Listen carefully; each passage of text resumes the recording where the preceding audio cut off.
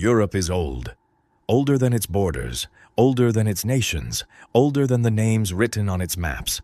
For centuries, people across this continent whispered about things that did not belong to the daylight. Not heroes, not gods, but warnings. Some of these legends were meant to explain the unexplainable. Others were meant to control behavior, enforce belief, or give shape to fear itself. And some were reported far too often to be dismissed easily. Tonight, we examine some of the most feared legends in Europe, stories that once kept villages awake, emptied roads after sunset, and still linger in the shadows of history.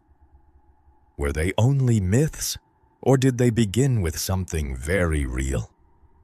1. The Black Annis. In the countryside of England, long before streetlights and paved roads, parents warned their children about Black Annis. She was said to live in hollow trees or dark caves, watching the edges of villages.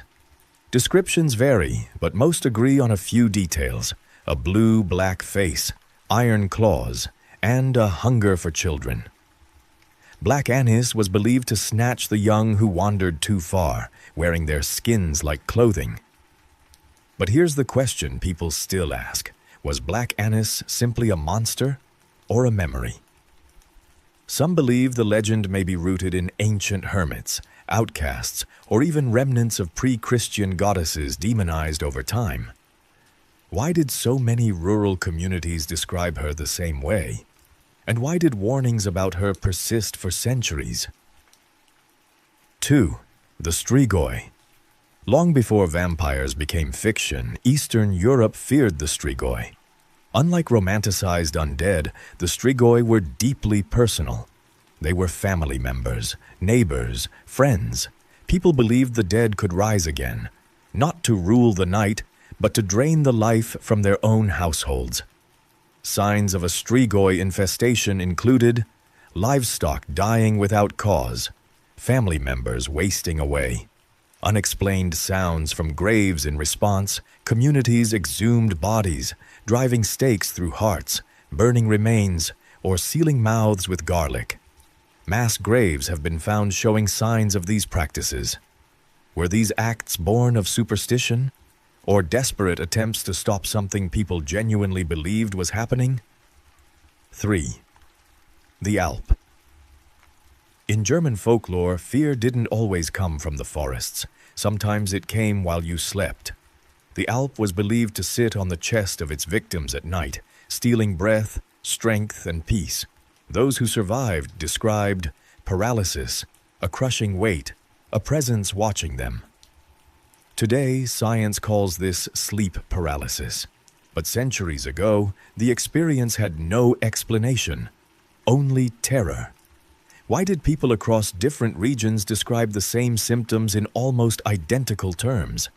And why did the Alp persist in folklore long after Christianity spread through Europe? 4. The Dullahan. In Ireland, death was said to travel the roads. The Dullahan rode a black horse, carrying his own severed head beneath one arm. Where he stopped, someone was believed to be about to die. No door could bar his way. No prayer could delay him. Those who claimed to witness the Dullahan were warned never to look directly at him. Some believed that doing so would cost them their eyesight. Many scholars interpret the Dullahan as a personification of death itself, shaped by life in isolated communities where illness and accidents struck without warning. Others suggest the legend grew from repeated tragedies tied to specific roads, journeys, and seasons. Whatever its origin, the Dullahan became a symbol of inevitable loss, one that followed familiar paths, returned to the same places, and left little room for hope. 5. The Kratt. In Estonia and surrounding regions, people feared not monsters, but pacts. The Kratt was a creature built from household objects and brought to life through a deal with dark forces. It would steal wealth for its master, but always demanded payment. Those who tried to cheat the Kratt often paid with their lives. Some scholars believe the Kratt legend reflects fear of greed, sudden wealth, and social imbalance. But others point to historical records of people genuinely accused and executed for creating such beings. Why did so many communities believe prosperity itself could be dangerous? These legends are rarely about creatures alone. They are about hunger, death, disease, greed, the fear of losing control. Whether myth or memory, each story reveals what people feared most when answers were scarce.